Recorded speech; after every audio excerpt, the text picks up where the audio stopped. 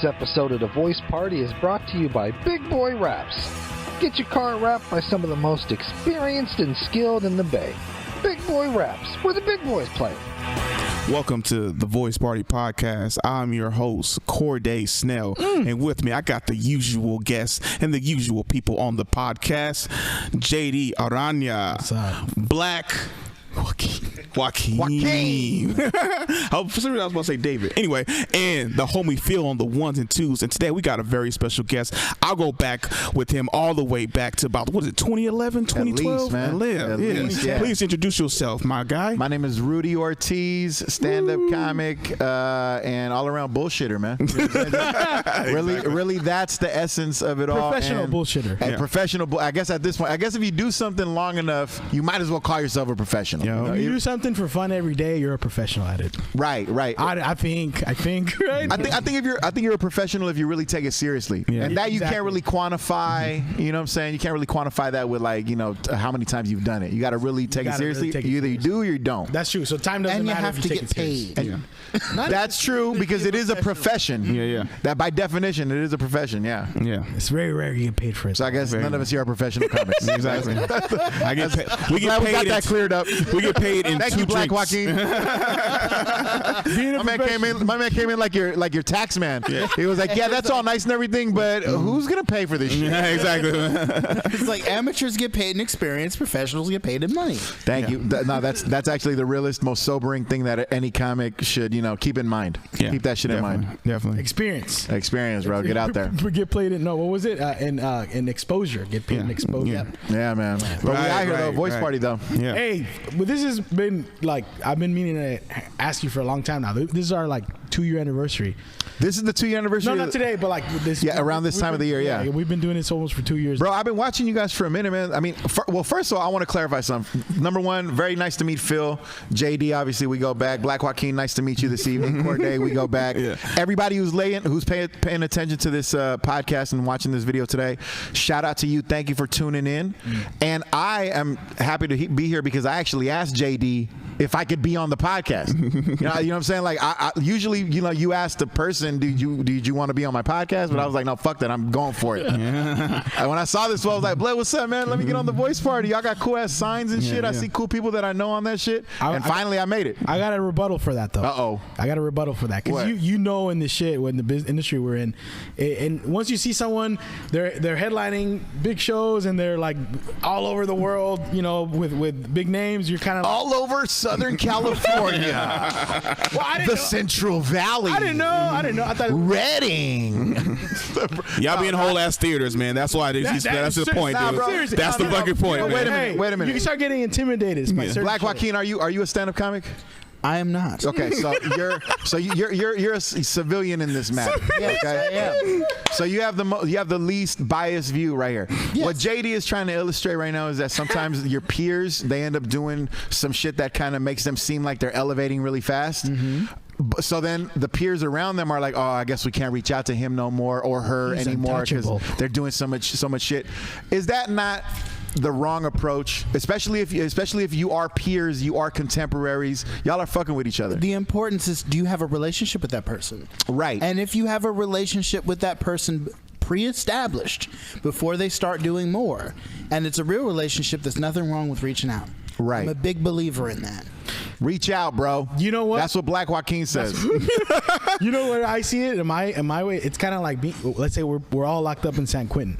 Yeah. And then once you're at that level where you're doing stuff like that, it's like, my man is out. Mm-hmm. Cheers to you. Salud, bro. He made it. Hey, but you know what happens? You know what happens when the motherfucker in jail starts talking about he's about to get out in a week? They stab him in 4 days. So, you ever get shanked on the way out of fucking prison after? That's why you don't tell nobody. You don't tell nobody. You be like, ain't you about to come up? I think I'm about to stay. Corday, the moral of the story is don't share your happiness. Exactly. They be like, hey, you about to get out? I'm like, nah, I'm about to kill somebody. I'm too comfortable. I'm too comfortable, and I can't go back to real life. I'm all about this jail shit. I'm a lifer. Yeah, I'm a lifer. That's real. Like who can I stab to spend another 3 months in here? that is my problem though. I had the same problem with Sammy. I had the same problem with Johan, and I talked to those guys after. It's like, oh, dude, nothing's changed. Listen. I want to say this. because since we're kind of like tap dancing around like the quality of the podcast. For sure. I'm telling you, bro. I'm a stand-up comic. I've done a lot of podcasts. I actually work in the radio industry, as you know, the corporate radio industry, which means the industry with less balls. You know what I'm saying? Yes. Fuck corporate. Castrated. It's a castrator industry. But it's true though. But what I'm telling you, bro, is like the shit that you got, the way you got to set up this type of shit. This shows interest. This shows that you're like committed to what you're trying to do. Definitely. Keep that shit going, bro, because those are the ones that make it out on the other side. A lot of podcasts come and go, man, but people who really give a fuck about their shit, the way it looks, the way it sounds, that's who you want to fuck with. Yeah. And that's why I wanted to be on this shit. I'm gonna start crying right now. So. Hey, but you said I reached out to you the other day, Rudy. You didn't reply to me. well, yeah. Nah, real talk. But that's because I was talking to JD, bro. Now I mean, I don't know if you noticed that by the eye contact I had with him. But he was like, yeah, you reach out. And I guess if you need me to reiterate. Excuse me, you reach out. I guess if you need me to reiterate for you, you want me to spell it out, stop calling me. Hey, Courtney, let's switch seats for a minute. It's your turn. I said if the relationship was Thank you, Black Joaquin. You should have listened to BJ. God. Stop embarrassing us. Hey, and we've had a good relationship since like back when I used to book you with Johan at the Bex in Berkeley. At the fucking Bex in Berkeley, bro. My show, the Burnt Ramen. Yeah, absolutely. Back in the days. The Burnt Ramen show, I just want to say that was the most incredible show I've ever been to in my life. Not because of the quality of the comics, but because I saw the most fucking pound for pound wretched shit I had ever witnessed with my fucking two eyeballs. Yeah, dude. The Ramen Club, can I talk about this openly? Yeah, because it's closed down now. This motherfucker said closed down now. He did the air quotes on closed down. Is it closed down or still open? Is it closed? I'm going to just pretend it's closed. It's closed. I went to the fucking Ramen Club like in 2013, 14 to this food show. 14. Bro, this is in the back skirts of Richmond. I'm not familiar with Richmond, but this is in the back skirts of Richmond. I was back there smoking like a little roach, waiting for my set. And this fool came outside. He was like, "Oh, Rudy, you coming up next?" And I was like, "All right, cool." So I was like, trying to finish a little joint, and I looked to the left up the street, and the Ramen Club, I don't know what the name of the street is, but it's alongside the railroad tracks. Yeah, like literally there's a useless little gate right here and then the railroad tracks. You know what I'm saying? A bunch of holes. The gate's just there for show. I guess, and I did the calculation, it was one street light per every 25 miles. Yeah. Like it was fucking pitch black, bro. Country. The shit was pitch black, bro. Yeah. But all I could see underneath the little fucking moonlight in Richmond and shit was one fucking corner up the street. And there was a fucking lady, a dope fiend, cracked out ass, lost all her fucking, leverage in life. Yeah, her family don't talk to her no more. Her kids, you know what I'm saying? They're trying to emancipate and shit. Like, her teeth are all gone. Her teeth are all gone and looking for her at this point. You know? And she was punching the concrete, bro. Bro, no. Let me get there. Okay. I wish she was punching the concrete, JD. I fucking wish. Otherwise, I wouldn't need therapy. Oh, shit. I looked over to the left. I saw this, silhouette of this fucking lost soul in the middle of the street. And I recognized it and I acknowledged it and I watched it. Bruh, this fucking lady got on her knees in the middle of the street and proceeded to slam her fucking head on the asphalt. Like 11 times in a row. And the reason why that was so fucking disturbing was because you would think that somebody, after they slammed their head on the asphalt twice in a row, would lose steam. This bitch got stronger. Bruh, by the time she got to the 11th fucking slam, a UFC ref had to slide in. Stop this shit. Stop this shit. This bitch was violent. They were filming The Invisible Man. Damn, this CGI shit is through the roof, dog. This CGI shit is through the roof, bro. The sequel. That was foam concrete you were looking at. Bruh, you know what? That was fucked up. That's the only way that can make sense. Yeah. And it was such a fucked up visual. And then I went in there and I did my fucking set, but I paused in the beginning. They were like, Rudy Ortiz. And I was like, hey, what's up, y'all? You never What's up, Richmond? You never saw Asphalt the same after that. Bro, and then I sold Asphalt for like 6 years after that. Because if anybody knows how hard of a beating it could take, If you're having a bad day, I brought that bitch in. She was my assistant. Have a bad if you're having a bad day, I have the thing for you. This one, Right, exactly. And when I couldn't seal the deal, I bring her in. Hey, Shelly, come in here and slam your fucking forehead on this curb real quick to show these. Do it with your teeth. You see how hard that is? Bruh. But it was a crazy thing to witness, and I always remember, and I love JD for many reasons, but I always associate him directly with that moment. The most fucking traumatizing shit I ever witnessed with my own eyes. You know what? Trauma buddies last forever. Right. That's my trauma buddy. Every time we've done a show there, there's always something that tops the last thing. It's fucking wild, bro. It's always wild. There's You guys gotta get security or the dead something. dog. Dead dog, dude. The dead dog. In the club? So, no. Oh, shit. I went there. JD was like, oh, we were doing this recording and stuff like that. Pull up to this address. I'm like, okay, I've never been over here, but it's cool. Stuff like that, right? I pull up, and I'm just That was your looking, first time? right? It was my first time. I pull up, and I'm just like, what the fuck? Is that okay? It's a raccoon. That look, I'm like, that's a little golden. Hold up, is that a goddamn German Shepherd right in front of the spot? Yeah, right in front. Right in front. Dead. For 3 days. So the fun. Whoa, wait a minute. Yeah. I got questions immediately. I do too. How the fuck this fool showed up to do the show, right? Yep. And so that means that people were already there, established at the spot. How did y'all miss a fucking dead dog in the middle? Why was it still there when Corday showed up? Y'all just walked around it? Yeah. Yeah. Oh, hell Yeah, they did. Yeah. You know what we did? Oh, to be honest, to be fair, okay, the first couple of guys didn't see it. Oh, get the fuck out of here. Did you put cones around it? They drove over it. No. It's fucked up. This is fucked up. Someone there. Poor Lassie. This is what I heard. Someone's dog died, obviously. Clearly. That's what you saw. They just dropped it off there, the body. Like, you know what? So callous. They couldn't even bury five. They don't make chimneys that size anymore, guys. Come on, have some fun. Wow. So what happened when you got there and you guys got there? What'd you guys say? Well, first thing was like, whoa, wow, that smells different. You fucking animal. So we're like, okay, this is gonna be a problem. So I sent a long group text, just so you guys know. There's a dead German Shepherd right in front. I'm not touching it. I'm fucking, you know. And then I mean, I don't blame you, but y'all should have done something, though. The owners called the city.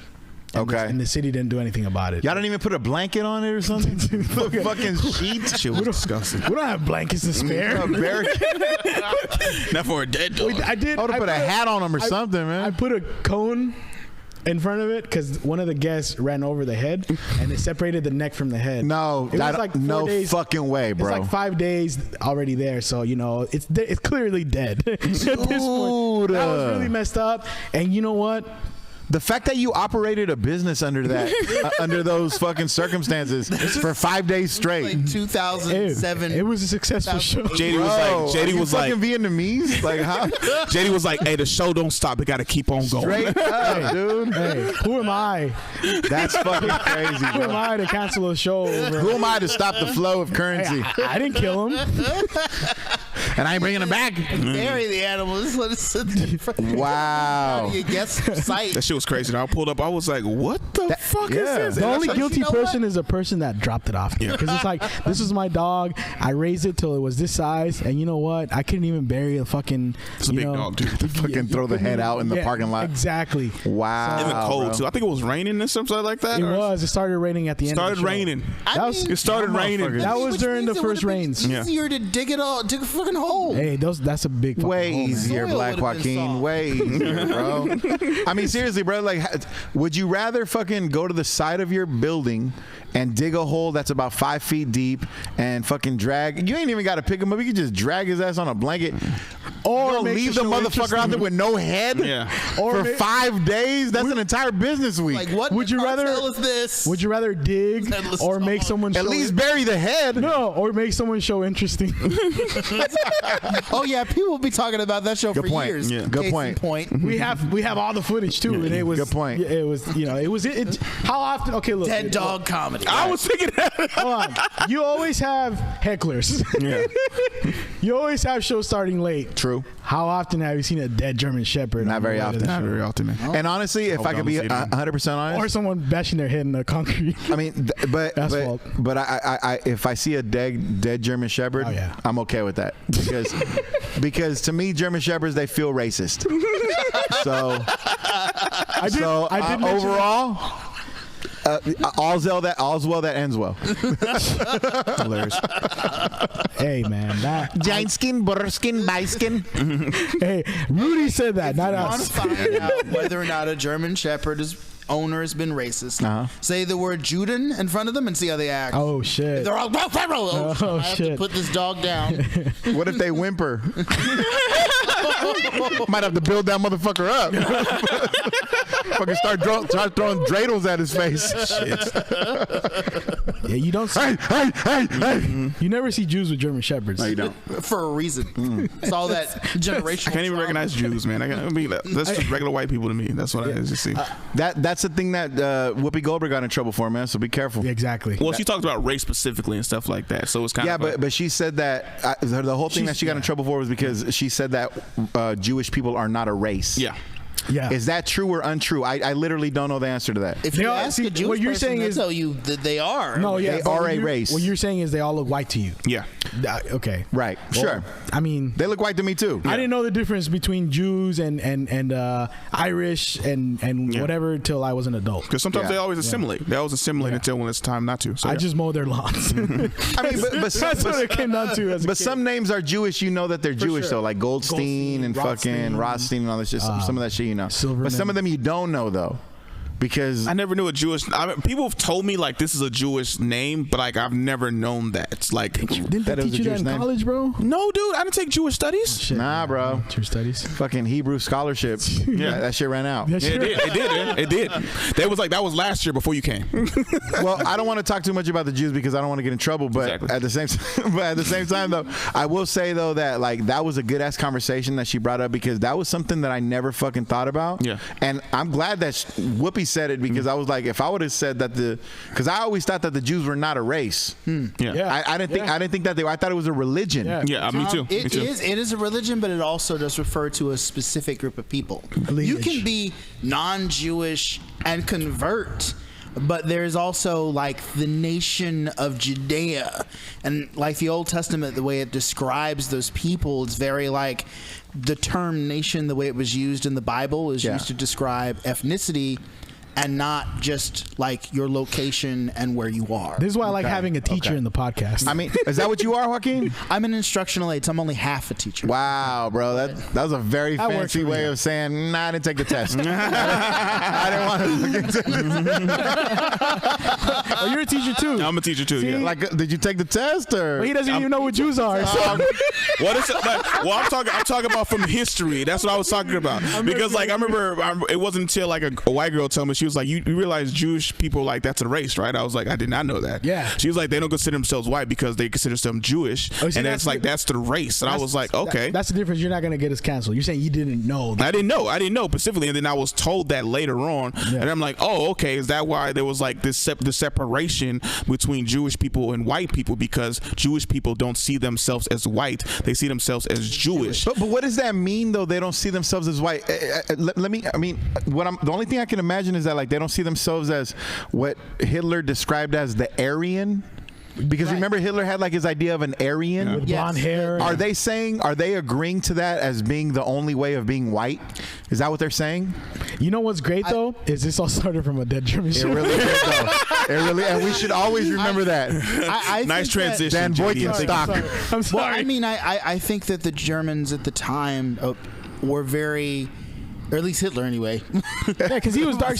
You mean the He main was German? half, and he was half Jewish. And he was half The Jewish, main too. German? Ironically, Hitler wasn't blonde hair, blue eyed, but the way I break it down is this: like the Aryan, the sense of like what is Aryan that separates them from like all of the other Europeans is like. You have the Roman Empire, right? Which speak on it. To move in. No, I love Caesar. I love fucking Marcus Aurelius. Going on that. Et tu, Brutus? So like, excluding like the Roman Imperial European colonies, you had like the northern like Germanic tribes. You had the Vikings, and then over at like the British Isles, you had the Celtics and all those people. All those people have like their own language. Can I ask one question? Sure. Where were the Vikings from? Because that always evades me. No, that's where the descendants settled. No. Iceland and Norway. No, that was a joke about Minnesota, but no, I mean there are a lot of. You're telling me what it was a joke? Oh shit. Well, JD doesn't watch football, so he doesn't really know what the fuck is going on. No, it's like we're looking at like Sweden, You mean Norway. wait. Those are the Vikings. You mean they named an ancient civilization after a football team? Bruh, let me tell you something. Naming the fuck. It's awesome. How racist is that? Yeah, so like Minnesota, the Vikings like were from Minnesota. Jaguars come from Florida. Panthers come from North Carolina, and the Raiders come from Oakland, LA, and Vegas. That's where all they were stopped at. Yeah. And then the 49ers came from San Francisco originally, but then they migrated down to Santa Clara. They did though. They went down the 101, and they're still called San Francisco. Yeah, which is fucking ridiculous. Yeah. And then which is the ultimate gentrification move. Yeah. It's like we're taking our city and we're going to your little fucking shittier city, but with more space. Yeah. And we're fucking calling ourselves that. Yeah. And you're just gonna suck our dick about it. And there's no parking. There's nothing around there. San Francisco 49ers. But what about Great America? Fuck you. Yeah. San Francisco 49ers, bitch. That's disrespectful, bro. No lie. What like you got to think about it like this. They're like they literally built a whole ass stadium and a parking lot for a theme park. I was like, I used to say that I was like, oh, so 49ers just gonna move to Great America? I was like, well, the Raiders need to fucking move to Six Flags. And then literally next to Six Flags is Marine World, where there's enough fucking land there to actually build a fucking theme or actually build a fucking Coliseum. But there won't be any parking. But there's literally, if you drive past it, there's like literally, because that field used to be for it's like as big as Golden Gate Fields, because it's like they used to do like train horses and stuff like that. Yeah, so that's why that area is so damn big. I'm like, you could literally put a stadium right there. Hey, Golden Gate Field? You talking about Golden Gate Field? Yeah. That would be the perfect fucking place for the Raiders. Yeah. Straight up. Because it's fucking cheap ass parking. Exactly. Everything is fucking the $1 hot dogs and shit. All the time, yeah. Bruh, bring that shit back to I mean, they're gone now, but so what are you going to do? Fuck them, so. I mean, at this Vegas point. can have those losers as far as I'm concerned. No. Are you a Raider fan? No, I'm a 49er fan. Okay. But I got love for the Raiders because I'm an East Bay dude. Yeah. And my entire family grew up as Raider fans, and I got love for them. But they're like one generation ahead of me. So when I was growing up as a kid, the hometown team was the Niners. Yeah. And the Raiders were in LA. By the time the Raiders came back, I was already like established as a Niner fan. You feel me? So I was a little kid, but I was like, no, I'm not gonna say. I always had heart. I'm a real G. But I was like, bro, like I'm sticking with my team. You know what I'm saying? I'm not fucking switching over. So I was always a Niner fan. Raider fans, I got love for them, and I got love for the Raiders. They just fucking did Oakland dirty twice, man. Yeah. And the reason that they're fucking gone right now, and the reason that the A's are leaving Oakland is because of Al Davis. Because when that motherfucker left for LA the first time and he came back, he asked for a big ass fucking front on the money to do the renovation at the Coliseum. Oh shit. And when he left, he still owed the county like $200 million. Yeah.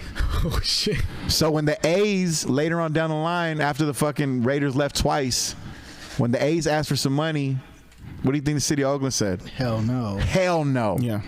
and the A's have been around the longest. So Al Davis fucked us all up for everybody, y'all. Know that shit. True, but at the same time, the A's been wanting to leave since I can remember. I remember when they were saying the Fremont A's, and also one of the reasons why too the Raiders, Alameda A's too at one point, right? Alameda A's, Fremont A's. Then they wanted to go to San Jose. They like it wasn't until the Raiders left that they was like, oh, now we're going to try to stay in Oakland. So and even when the Raiders like, all right, well, we're gonna try to build a new stadium together. It's like, no, we want to be separate and shit like that. So it was like, so that fucked it up too. But then also like the Raiders leaving made it bad for everybody though, because once the Raiders left, everybody was like, oh shit, I guess.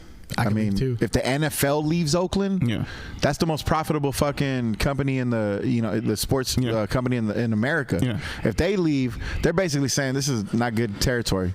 We out. I mean, shit. And that's why the fucking A's are going to Las Vegas. And the Warriors left first. A's are going to Las Vegas pretty too? much, yeah. Oh, and the fucking Warriors left to San Francisco because it was like the tech market over there. And then as soon as they moved in there, guess what fucking happened? COVID, boom, and that place was like shut down. They was like, I was mad as fuck too, because I was like, how do you build a smaller arena and then you're gonna be like dope and shit where no parking? Like, oh, we're gonna use the Giants fucking parking. They ain't got parking either, motherfucker. What you talking about? It's expensive as fuck. Expensive as fuck. I think it's like $65 or something like that. Working class is making it harder for them to go enjoy the game. And I'm just like, that's why I still haven't been to the stadium, but I heard it's nice as fuck. I worked there. I worked there when we were building it. Yeah, really? And I got to meet. I didn't see. This is what's dope about not knowing shit about sports. Yeah. I was standing in the way in the training area at Chase Center, and Zaza Pachulia was like, "Excuse me." I'm like, "This big motherfucker, you fucking touch me." I don't know who he was. Big ass banana hand. Big ass head. Yeah. I was like, God damn, I didn't know they made him that big. Yeah. Fucking lift you by the taint and just fucking pick your ass up like this and shit, bro. Shit. I saw Iguodala too. God damn. Yeah. As tall as that ladder, no shit. No, I know, but because you see him on TV, like, oh, these guys don't look that tall. You don't realize that it's all giants standing next to extra giants. And then you see Steph Curry, like, oh, he's kind of small. That motherfucker is 6'3". Like, he's 6'3". 6'3". Like, oh, he's too small to keep carry the load. 6'3". LeBron 6'8". Dude, seeing the fucking and I worked there for WWE too. Yeah. God damn, like I've never seen them that big. Yeah. Like that big and that thick. Yeah. I mean, I'm pretty sure you have. You probably just blacked out. I definitely felt it. No. You know, who's gonna remember that after a night of bleeding? No, but that was another thing. Like they find the biggest human, and let's find them a way to chase the ball. Like, bro, exactly. Yeah. You talking about WWF or WWE? WWE. It used to be WWF back in my day. We used to have a fucking bevy of wrestlers, and the WWF was famous for being racist with their shit. Oh, shit. You know they had Coco Beware. Yeah. They had Tito Santana. Mm-hmm. But the worst one of all time, bro. Can I just fucking put this out there? Oh, you're talking to wrestling fans right here. You're not a wrestling fan? Oh, these are the biggest wrestling fans I know. So you guys are gonna know what I'm talking about. He just did something with Jericho. Oh shit! Oh wait, did you work with my boy? No, we did it. Jesus. Yeah, we did his podcast. Shout out Jesus Cruz, fucking phenomenal editor and videographer and all that shit. He edits my podcast, the Tragic Podcast, and he did my fucking comedy special. Shout out to Jesus. He's an honorary Voice Party member. Phenomenal. Yeah. Phenomenal. Yeah, he should be. And the crazy thing is that we went out there. We did this whole fucking thing. He was fucking been on my side the whole time.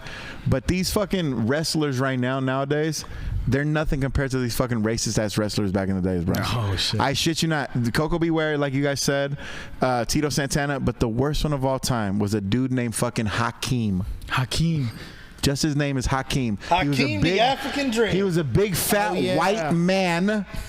Clearly, yeah, he used to be the one man gang. Big fat white man. South African Dream. They meant this motherfucker, but Joaquin. And not Hakeem, because I won't disrespect you like that. His name was Hakeem, the African Dream. Big fat white man. only Vince McMahon. And they used to parade this motherfucker out with a dashiki and that bucket hat that I don't even know what the fuck it's called, but it's like a... The dashiki? No, but the hat itself, the hat that comes with it. It's like a bucket. They stuck him with Slick, the little black guy for his manager. Slick, the fucking black crack come out there from Detroit. Yeah. And they used to parade Hakeem out, and I shit you not, The fucking choreography was the most absurd shit you ever seen in your whole fucking existence. Is this the era? It was a big fat white man doing this shit. You should fucking look up the audio. But they used to be like, and now coming to the stage at 6'5", 325 pounds, Hakeem, the African Dream. And they used to play the music. It was like some old fucking funk.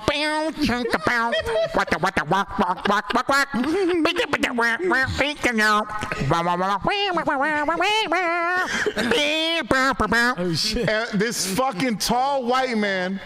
Looking like a construction worker or some sort of. This motherfucker used to come out and just do hella fucking like terrible moves, like trying to do African moves. I don't know what the fuck he's doing, bro.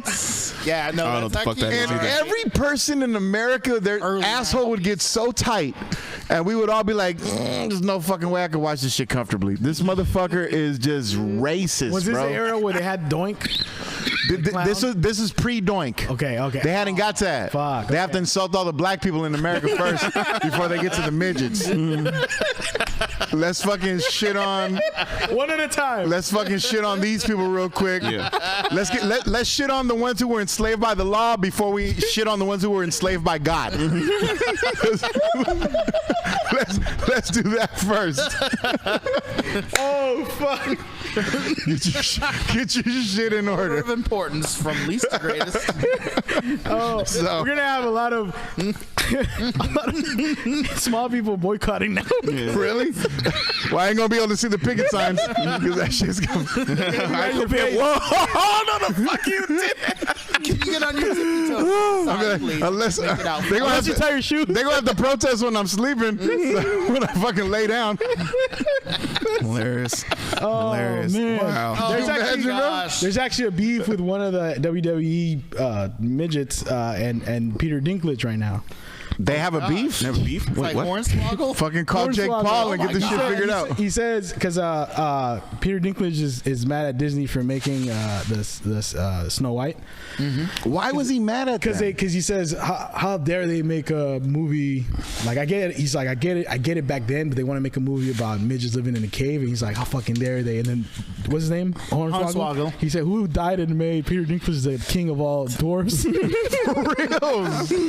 For reals, bro. For us now, kind of. That's like, Right, you gotta be just like, look, you little bastard, I have an image. right. Fuck you got other than injuries. Yeah, exactly. Dog, that's disrespectful by Dinklage though, bro. Yeah. You're gonna come in and just speak on behalf of everybody. You know what I'm saying? You know what's I mean, weird I about admire that? his story though. Like, dude, No, for real. But His personal story as an individual, but not as the king of little people. King of little people. Yeah, he said he wouldn't take those like little. He wouldn't take like little people roles, stuff like that. yeah. Oh, so what did he take? The fucking Dikembe Mutombo biography? He was saying like he specifically would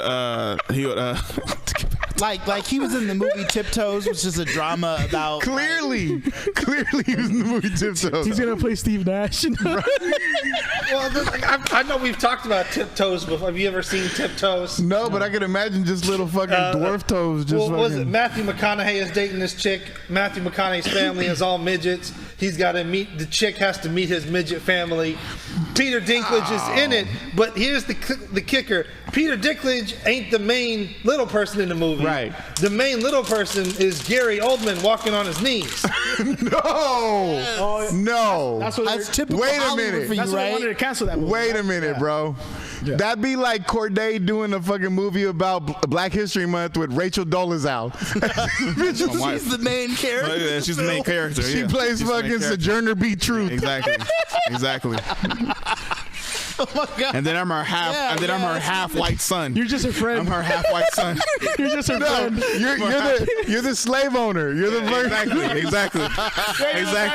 And she's like, Rachel Dolezal's looking up to me like, why are you oppressing me? Your name- Because I hate your skin. No. Your name's gonna be Jim Crow. Max is here. a message in, please. Bro, what kind of backwards shit is that? I don't know. Oh fuck! And that's Hollywood. But now, Right. because his star has ascended, you would never have him be second banana in a midget park. Exactly. No, that's a Playing baby the banana. Playing the There's no jester fucking again. way. Yeah. Speaking of that, Second banana. Speaking of It's a bananas. little tiny banana. You know, could you imagine how fucking hard it is to peel that shit? Just that little fucking. Let me get a little Mini peel in it. plantain is what it the is. foreskin's like an eyelid. Oh my god! Jesus. Roll it back. All right. No, So, just the roll so eyes Rudy, away. you said earlier that you have a comedy special. You do record a comedy I do. special? You know what's crazy is I did this comedy special in 2019, but I never put it out. Okay. Because I started. Well, number one, I fucking went through a bunch of shit, you know, and I completely forgot about it. But then when I saw it come back around, I was like, I like it, but this ain't. It's not exactly how I want it. I got real artists. I turned into a real artist on it. You know, I was like, oh, that's not exactly what I want. Critical of it. But it's out there though, and a couple of people have watched it. You know, it's called a Cautionary Tale.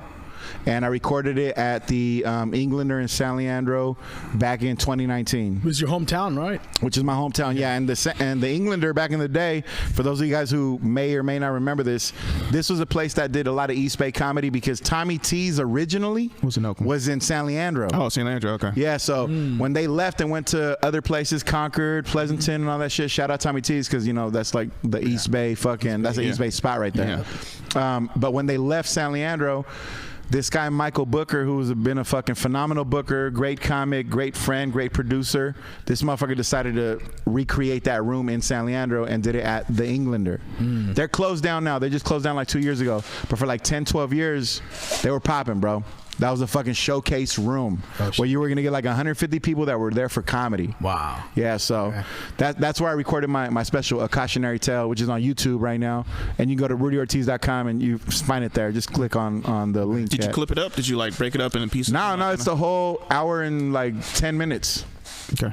Yeah, so it's there, man. But I never did nothing with it, man, because I was just like, you know, sometimes you create some shit and you be like, oh, this ain't hot, man. It's because you like it's good, but it ain't. I think it's also when you create something, you're your worst, you know, critic. So Absolutely. you feel very self-conscious about it. Absolutely, yeah. And I think I don't know. But I mean, I've had people pull it up and be like, no, this is good, because honestly, the editing, which is done by Jesus Cruz, this motherfucker edited it and made it look really good. You know what I'm saying? So, it's the content more than it is the fucking the whole production. You know? Yeah, it's how you wanted it to come out. Like you probably wish it would have came out. Yeah, I wish I would have came out different. But I bet you I'll fucking put it back out there. You should. Yeah, I'm gonna put it back out there and then maybe You should clip it up, chop it up and shit. That's how you like, and then put it out like that, man. I never heard you talk about it on social media. After you never. made it. That's why I was like, bro, you can look it up right now. Just A Cautionary Tale on fucking what's it called? And to be honest, I thought like maybe Jesus did a bad job, and that's what I thought when you didn't put it out. Nah, bro. Ask Jesus. Jesus knows it was good. No, for real. No. He did it. He did his fucking thing. I thought you probably didn't like his editing or something. Nah, hell nah, and that's bro. What, as an outsider, that's what you think. Yeah. So I'm like, oh shit. Nah, it was just me being self-conscious, being like, oh man, is the fucking material good? Because let me say one thing that did happen at this place.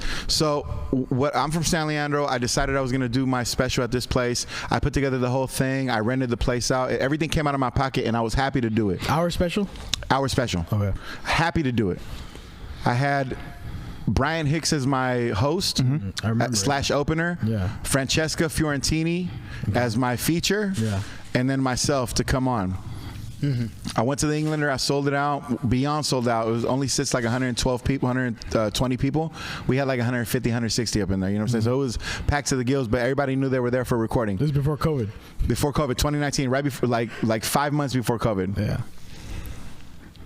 Everything was going great. And this is just a word to the wise, to other comics out there. Listen to me. If you're looking to record a special and you got this whole vision in your mind of like bringing your people out to the fucking theater or to the comedy club, and you're going to be in a legit setting and you got your whole fucking hour worked out and you know it's going to be good, and you got cameras and you got lights and all this shit, please remember this. Your best fucking friends that know you super well, when they go to your show, they're gonna go there to have a good time. So they're gonna start drinking and fucking being all rowdy and talking shit. Especially if it's a Saturday and then you make it like a big deal. They're gonna come out. They're gonna fucking party in the middle of the thing that you're trying to record. East Bay Cats. To make it sound dope. East Bay Cats. EBCs. These fucking EBCs. Yeah. That's exactly what happened to me, bro. And that's why I was so hesitant about putting it out there, because my shit looked fucking like Girls Gone Wild with less titties. That's dope though. That's you know, you may be right about that, JD. Because that's a rare thing. No, you may be right about that. My shit got so many fucking interruptions in it, bro. That's a moment in time you probably won't get it elsewhere. Maybe he's right. Maybe he's right. But I have been very hesitant about it, because I was like, oh man, it's like the jokes are good, the production is good, everything is good, but these motherfuckers won't shut the fuck up. I mean, it's a and maybe you're right though. Maybe I need to fucking lean into that. These last 3 years that I've been thinking about it, maybe I should just fucking lean into it. Because if okay, look, I hope it doesn't happen, but let's say you die, and that's all we have to look back on. Okay. I don't know. It's just like, I'm trying to go. Someone help me. All right, okay. So let's say you die, right? Like, you die, right? And then Okay, so I got twice we in the last go 10 back, and it was like, Humans are known to what do. was the last thing that Rudy put out? Exactly. Right. And we go to his special. And then like we was like, we don't know why he put it out. The material's good. Yeah. Everything is good. The jokes is good. Matter of fact, you see all those motherfuckers who keep the crowd is interrupting like a motherfucker. Because those are all his friends who came and supported him true. and his dream. That is true. So that's his homies showing him love. Exactly. Like, yo, I'm proud of you. You sold this motherfucker out, and we are here and excited, and we love your fucking material. Now I appreciate that, bro, because I never, comics, we don't like the, you know what I'm saying? Like, I'm not trying to think of it. I don't want to go to the point where I'm like, oh yeah, like I did a good thing, because comics always be like, I'm a piece of shit. You know what I'm saying? Because that's really what we are. Yeah. At the end of the day, as you pass me the Hornitos bottle that I'm calling in the future. And also, that's like that's the kind of the point I was, but I got stuck because he was like, he's not buying it. He's not buying it, guys. Yeah, no, you're not a good salesperson. You know what I mean? better to put something You want to buy it, right? I mean, yeah. than nothing at all. Yeah, I mean, because my biggest thought, like, if, like, let's say I record my special, which I definitely want to do, is, like, I record my special, and it's, like, stuff that I was trying to record before 2020. Right. So I'm trying to figure out, do I record a set that I, like, came up with during COVID and shit like that, or record the stuff that I already thought was ready to record, and then people who have seen me already come, and they come to see the show, and then they're, like, they not laughing at those parts because they saw those jokes before, but then the other audience is laughing and shit like that, and then post, like, coming after me, like, how did you think it was? It was like, yo, I like the show, it was dope, I'm proud of you for packing this bitch out, but I heard a lot of those jokes before, like, that would fucking kill me, because I'm like, you can't even be happy for me, and then, like, I did this already, but yeah, I'm like, I never did, you never see me do all this in a full hour, like, context. But bro, we gotta understand, like, the people that don't do comedy, bro, like, when they hear our fucking material over and over again, like, who wouldn't be sick of this shit? Yeah. You know what I'm saying? Like, who wouldn't be sick of this shit? But I'm doing it because I'm trying to fucking create a set. I'm trying to create something that I know is gonna work. Exactly. If I'm asked to do X amount of minutes, like, I'm in a different realm. But as the person who's listening, honestly, bro, like, everybody who comes to my shows, I tell them straight up, I'd be like, be prepared to hang out after the show. Yeah.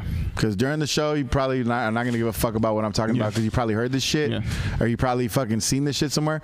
But I'm trying to work on an overall set. Exactly. And make that shit pop off right. You know what I'm saying? Yeah. And so be it. That makes sense. Yeah, people don't understand that comedy is a lot like musical performances, in that you are creating a set of pre-written material. I think most people think that it's all off the top of your head and you're just making it up as you go. As an outsider, As a kid, that's what I used to think. Yeah.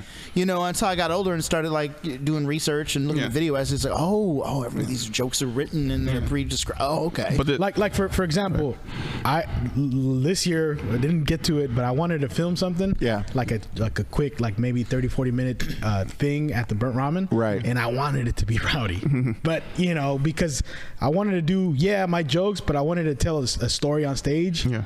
Kind of like comedies with. Yeah. I told the story I told you about. I actually did a version of that on stage before, about the stuff I mentioned to you. Yeah. And it worked because the way I tell it.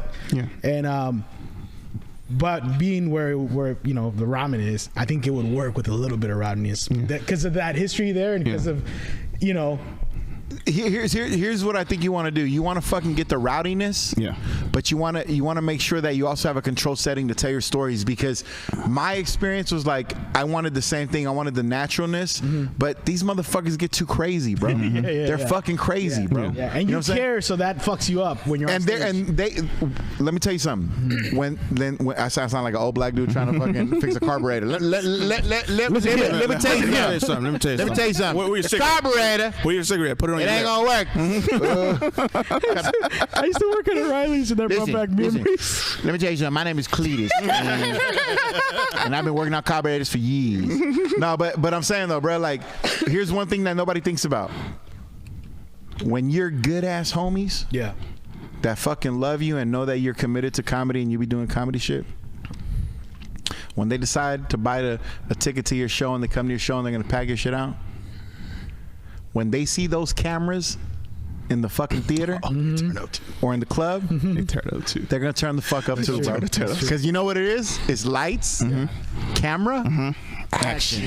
That's true. And motherfuckers have it in them, bro. Yeah. Motherfuckers have it in them. You know what I'm saying? Gotta be in the shit. I gotta say something. I think I gotta fucking do some shit. I think for like that kind of concept, like I don't know if you do crowd work. I know you do some like a little bit, but like I do a lot of crowd work. Yeah. I do a lot of crowd work. So I think that's how you bring them into like where like this part of the special is from the crowd work, and then you but you gotta stay in the pocket of doing your jokes and then going out and working on crowd work as a rally motherfuckers up and then get the crowd this motherfucker like hey, won't you calm your ass down? You got free tickets. Why don't you shut the fuck? But it kind of like wear them out with crowd work. Because then if you do enough of it and then they like, oh shit, this motherfucker gonna talk about us. They're in tune. Oh, so I'm gonna sit here. I'm just gonna sit here and laugh. Like you gotta insult them. So hey, you stupid ass bitch with the stupid ass face. You know? Would you say doing another special with a crowd of people that probably aren't your homies would be a better idea?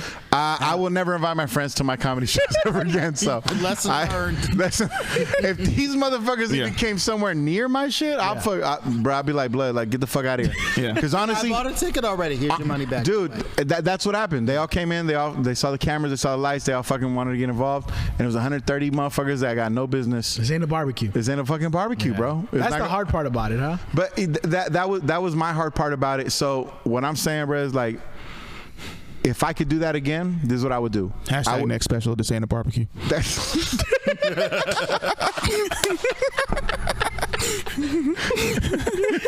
I was in barbecue mode, Courtney. I was about to grab the sauce. I was about to grab the cornbread and just fucking call it a night. Bro, if I could do it again, I'll say one thing right now. One major thing. If you're gonna do your first special to anybody who's listening out there, flashbacks. By the way. I know.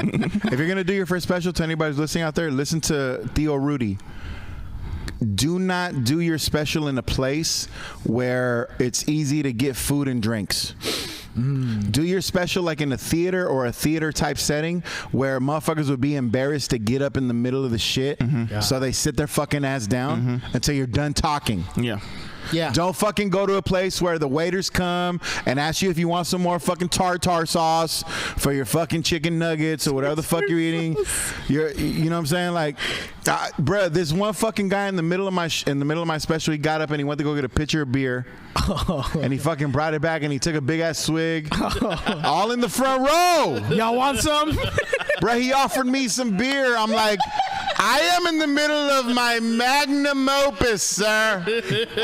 This special means everything to me. Hey, Rudy, I'm going to the fridge. You want anything? Hey, Rudy, that's when you definitely just got to go in on this. Like, hold up. You know how you should have just been like, hey, motherfucker, this is a recording. He was in the front row, bro. You should have been like, you should have been like, cut this part. You should have been like, cut this part up. Like, this is a taping. But he was like, hey, man, for real, you just got up and came back and offered me something. This is on special. Yeah, just beer. Bro, just go. I'm gonna watch this after leaving. I'm gonna send you the link. I'll send it to me too, man. You have you don't have a thing right now, but I'll fucking send you the link, bro. It's called A Cautionary Tale. That's why you called it that. You called it a Cautionary Tale. Yeah, bro. No, Corday, no bullshit. I named that shit almost a year after it was recorded. Yeah. And after looking at it for 5 times in a row, I was like, this is a bad story, right? Never invite your friends anywhere. Like, this is a lesson for others to learn. That is fucked up. See, the funniest, but it's not terrible though. It's just like as a comic that was trying to create like my first first time thing. Yeah. I was like, fuck, man, they kind of. Yeah. So, They fucking overtook my shit. Is it? You said it's not terrible. Is it not terrible? Because okay, wait. Basically, what I'm trying to say is, do you think it's not good because instead of when you're watching it and you've seen this happen, you're going back to the night and remember yourself recording it? Then, like, because right now, I can still affect you. Like, this motherfucker got up in the front row, got a beer and shit like that. There's other people like rowdy and shit. Like, instead of people like, oh shit, Rudy fucking crushed this dude who was in the front. Like, why you get your ass up, dude? And like other people in there, like, is it more of? Let me tell you what. It hurt me because I had a vision. And everything was going up into that vision until it was time to perform. Yeah. Once it was time to perform, they just kind of stepped over my vision. And look, it's not terrible. Yeah. It's not terrible. I shouldn't make it seem like it's terrible, but it wasn't exactly how I wanted. Yeah. And that kind of bugs you a little bit. Yeah, it does. You know, Especially like, if it's something. fuck.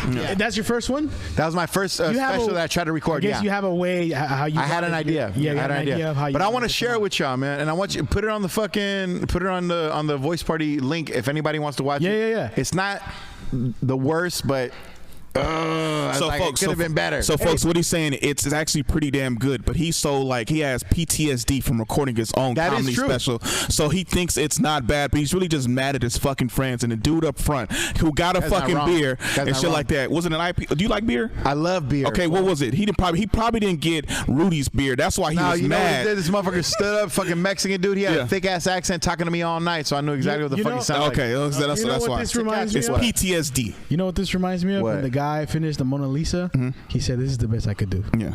That's what. This is the best I could do. I didn't say that. I just made that up. Yeah, bro, That sounded good. You said that was good. I like that. My stand-up comedy special is the Mona Lisa of stand-up comedy specials because it has no eyebrows.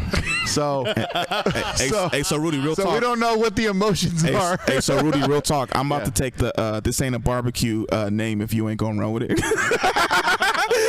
Well, yeah, because you can put like "This Ain't a Quinceañera" or something like that, or like whatever. Or I don't know. The next one, he's not gonna invite his friends. Exactly. So you're not gonna use that. All right, let me ask this though. So we've all been hanging, chilling, talking about all this other shit. Is there anything in particular that anybody had any questions about that we could throw out there? Just because I'm trying to see if like there's any like new topic or anything that anybody wants to throw out. So how does it feel to perform? Because I know we was giving you shit before, but how does it feel to perform with Frankie Quinones, aka Cholo Fit? How was that? Damn. Honestly, bro, he touches me. I ain't gonna lie. I was on in your heart. In your heart. This is getting clear. Where he touched you. And we're gonna send this to his lawyers. In my bank account, motherfucker. No, I'm just playing. Okay, so working with this dude, Frankie Quinones, has been fucking raw because this dude got like followers around the country. If you're not familiar with Frankie Quinones, Cholo Fit, Creeper, he's got followers around the country. And honestly, bro, it shit cracks me up because it's like fucking Comic Con. Yeah. You know what Comic Con is? Motherfuckers go and they dress up as their favorite shit. We go to different places around the country, bro, and these motherfuckers out here dressed up like Creeper. And fucking all that shit. We went to fucking Minnesota, I want to say like 5 years ago. Where the Vikings came from. Fucking Vikings came from. Yes, bro. We were at the Acme Comedy Club in Minnesota. Wow. We were there for 7 nights in a row, which if you do the math, it's a whole week. It's a whole fucking week. If you do the math, it's a whole week. So long as it got to make I thought the he was world. gonna say money wise. I don't know how many times I slipped on a sidewalk. Oh yeah. Just like oh shit. And I fucking fell on my back. 7 nights in a row. This fucking place on the way over there, I was looking at Frank and I was like, damn, dog. I was like, that's crazy. We going to fucking Minnesota to do this show, which is your Cholo Fit Creeper Frankie Quinones show, right? Yeah. It's crazy that we're coming out here to do it. Are you familiar with that show? No, I'm not actually. Let me explain. Joaquin Bayoso, no, my bad. Joaquin Bayoso is a good friend of mine. My bad. I was like, did he remix your name? Black Joaquin. I was like, I just thought in my head, I've never heard his last name. Wow, if my homie hears that shit, he's gonna be like, what? I thought Bayoso was black in Spanish, but I was like, no, that's negro. No. The Frankie Quinones, Black Joaquin, is about a gentleman named Frankie Quinones. Okay, phenomenal comic, great comedian, does TV, does YouTube, does Instagram, does all this shit on a high level. He's a dude that he has a whole world that he created, which is characters. You know what I'm saying? And he's a stand-up comic, but he's got a world that he created. So he created a whole fucking he's like a Dave Chappelle in a way. In a way, because he's got a whole segment of people that he does, right? And one of them, the most popular one, is a dude named Creeper, who's a reformed cholo who is now a fitness instructor. I think you've seen it. I'll show you pictures and you'll see it. And it's just a great comedy thing, you know what I'm saying? Where it's hilarious. Like a cholo who's now a fitness instructor, he's got a fucking headset and he's doing fucking all sorts of shit. And it's a fucking great thing, and he's got a crazy following around the country. The reason I brought up the Minnesota thing is because when we went, you think about, he's got pictures for you. Oh, for sure. When you think about cholos and you think about all this shit, you think about the southwestern region of America. California, Arizona, Texas, all this shit, right? New Mexico. When we were flying to Minnesota, I thought about that. And I was like, the regions. Do motherfuckers even care about cholo shit in fucking Minnesota? Where the Vikings are? Where the Vikings are. So I leaned over, and I'm on the plane, and I lean over to Frankie, and I'm like, Frank, bro, you think this shit is going to work in fucking Minnesota? And he fucking got up, and he thought about it, and he was like, shit, I don't know. I guess we're going to see what we can fucking do. Dog, corn-fed white boys, tall, 6'5", no business in a fucking tank top. Yeah. Out there. Dang. Dressed like fucking Creeper. Supporting Creeper. That's what's up. Never underestimate the power of the internet, bro. Exactly. That's what I learned on that trip. Yeah. I was like, we're in fucking Minnesota, the exact opposite of cholo country. Yeah. And these motherfuckers pulled up in tank tops and a fucking bandana.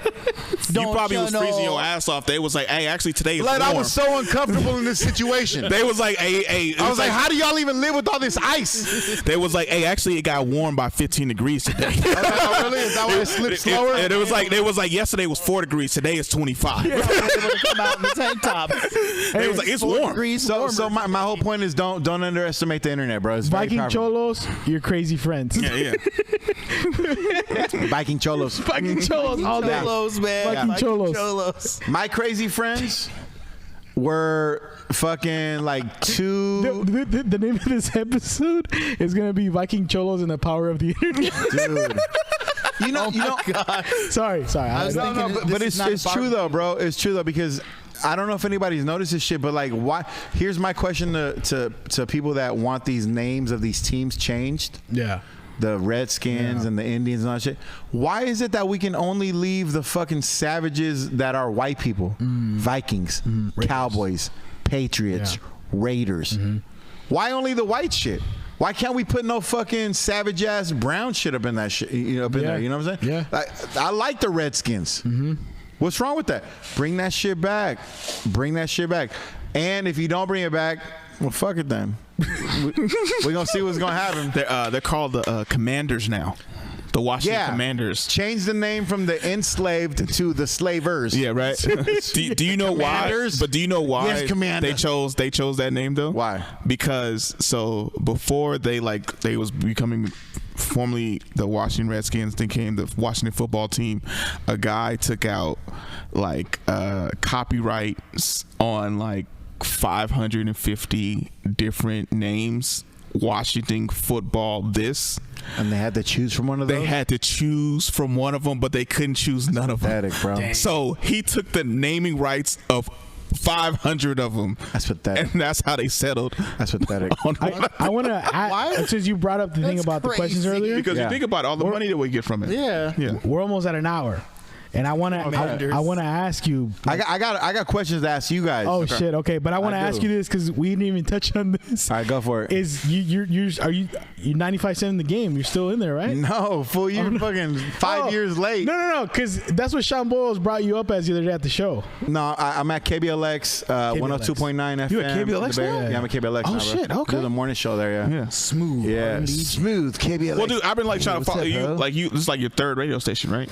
Dude, I've done so many radio stations. You don't even know, blood. That's what I'm saying, dude. That's I didn't know where you were now. Bruh, I'm like if you ever meet the bottom bitch at a pimp house, That's you. that's me, That's bro. you? That's you? Bro, I've been fucking with all these stations. Hey, but at least you know, if it wasn't for you, this whole shit will fall apart. I'll tell you something right now. If it wasn't for But hey, all you other hoes, if it wasn't for Rudy Ortiz, all this other shit will fall apart. All right, I tell you, this He would shit have right killed now. somebody by now. exactly. If it wasn't for me, all these other bitches wouldn't be fucking around. Right now. No, but it's true though. It's true though because I've been around for a minute now in the radio shit. And the funny thing is, like, I feel bad for radio people when they meet me because I got no business being in radio. None. What makes you say that? None. The only way I got into radio, I was doing a show at Tommy T's like in 2013, 2014, and I was doing a fucking set on Colin Kaepernick. And these motherfuckers, no, my bad, 2014 for sure. I was doing a set on Colin Kaepernick, and the fucking front row was they were like a group of white women that came for a bachelorette party, and they were like, "Oh, we thought you were funny," and she was like, "Oh, you should meet my boyfriend. He's trying to do a show," and I thought it was a comedy show. So she gave me the number of this dude, but he was the fucking boss at 95.7, and he called me in. He was like, "Hey, come to this place." He gave me an address. I pulled up.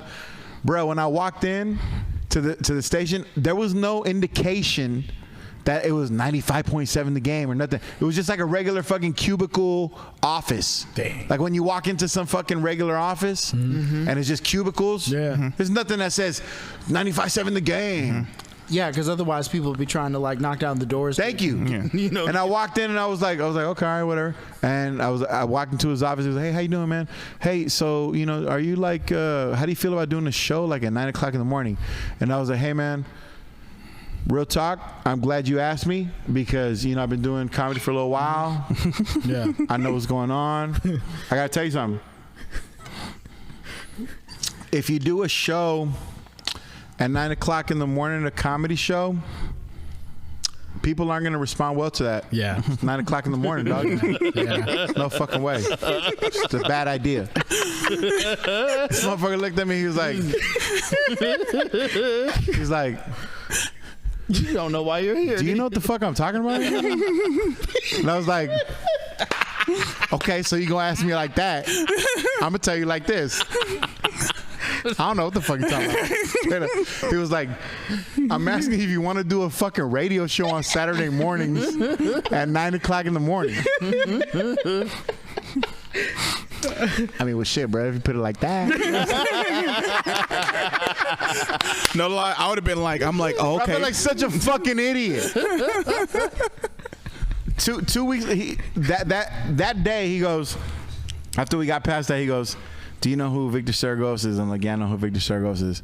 He goes, "And I have one more person in mind. His name is Brandon Santiago. Are you down with that?" And I knew who that was. So we brought him in. We did the show for like 2.5 years. And I'm telling you, bro, like it was the craziest. Wait, 1.5 years. 1.5 years. And it was the craziest shit because that was the first time that I ever did a fucking radio show where I was talking directly to the listeners and it was just me giving my opinion. Yeah, yeah. Everything else after that Mad with power. has been fucking bullshit. Because that's how the path of your radio career goes. Yeah. Once you get into radio, you got to deal with this fucking horse shit. For sure. Monkey shit. It's fucking monkey shit, bro. Fucking pick it up with my palm and fucking slap that shit. There's a bunch of micromanagement. It's fucking ridiculous. But I just want to throw that out there because I know a lot of people recognize me from radio. Yeah. No, yeah. But can I say one more thing? I swear to God, this is the last thing I'll say. No, yeah. Not the last thing, but You got questions for us too. you know what bothers me, fool? Oh shit. I hate going to comedy shows, and Joaquin, you'll appreciate this because you're not a comic. So listen to me. Phil too. Nah, I don't like Phil's face. I'm just like, I love Phil's face. It looks delicious. That little soft ass marshmallow. How hot is he? How hot is he right now? 74. Motherfucker, you're not even alive. Boy, on fire, boy. 74. That's hella low. Oh, What was I just talking about right now? So you said like comedy shows. something he'll appreciate. Black Joaquin would appreciate this Because I'm not because a he's not a comic. comedian. You're talking about maybe. I think you were leaning towards. What was I saying before? Credits. I don't know. Credits. You was talking about after like the bullshit you got to deal with that radio station. Bruh, like one thing you'll appreciate this though, Black Joaquin. I swear to God, bro. Like after a while, you don't even care about. You know, you do something long enough, you don't even care about like credits. You know, we do shows, and literally what happens before every single show, Joaquin. The booker or the stage or the host or somebody who's like running the show, they'll come up to you and they'll be like, what's your credit? What do you want me to say? What do you want me to say before you come up? After a while, bro, you just be like, you get so sick of like creating something that sounds important. You just be like, bro, just Rudy Ortiz, stand-up comedian. You know what I'm saying? And there's something good about that, bro. Like there's something good about that after a while, because I've been doing this shit for so long. I know I'm not gonna be fucking famous. I know I'm not gonna, and who knows? I might be wrong about that, but it's like I'm not even tripping off that no more. Dude, you do one thing you do one thing for long enough. After a while, you're like, why am I doing this? You could either give up on it or just be like, no, I'm doing this because this shit satisfies me. This is good for me. And that's why I do comedy at this point, bro. No bullshit. I don't do this shit for the fucking fame or the notoriety. That shit don't mean nothing to me no more. I've been doing this shit for the longest time, and I've been doing well for the longest time. And that's all that matters, bro. Like, think about that shit, bro. Like, that should be everybody's aim. Do the thing that fucking compels you, that moves you. You know my long-term goal is? My long-term goal is to fucking own a comedy club. That's my long-term goal. Because I just want to have a place where fucking comedy is welcomed and invited, and be like, you guys fucking come here and just say what the fuck you want to say. And that's how my club will be. I'm not fucking gonna restrict nobody from saying what the fuck they want to say. Say whatever the fuck you want to say, and it's on the crowd to decide if you're funny or not. That's my shit, bro. That's my shit. That's beautiful, man. That is. Thank you. Give me a round of applause, all of y'all. All right. God damn, man. Yeah, I did it. You're gonna tear up right now. Yeah. That is true. You know what? Actually, there was a point too where I was like, you know what? Why am I still trying? I mean, But what then, are we doing? I know, what am I doing? Like, you know, with everything I was doing, with trying to do stand up and this, and I felt like we weren't getting anywhere and all that. And I was like, but then you really got to ask yourself, do you enjoy doing it? Yeah. And if you do, that's all that matters. Like, that's really all that matters. If you enjoy doing something. Why do we do this though? Like, honestly, ask that question. Why do we do this? Why do we do stand-up comedy? Why do you, Black Joaquin, you're not even a stand-up comic. because I appreciate his position. For sure. Phil, you're not a stand-up comic, right? You better not be. I'll be hella mad if you are, bro. I'll call your parents. I'll be like, y'all allowed this shit to happen? No, but Black Joaquin, you're not a stand-up comic. No. Why do you think stand-up comics do what they do?